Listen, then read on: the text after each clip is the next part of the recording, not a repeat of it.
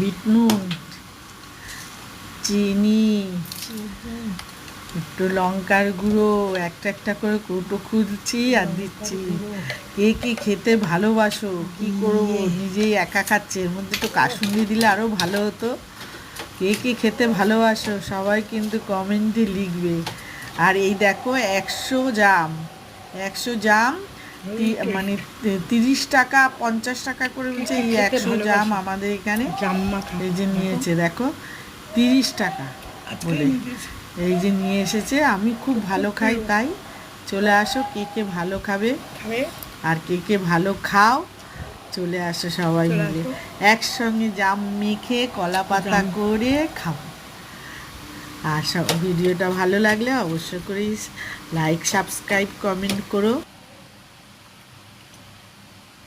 আমার সবচেয়ে প্রিয়।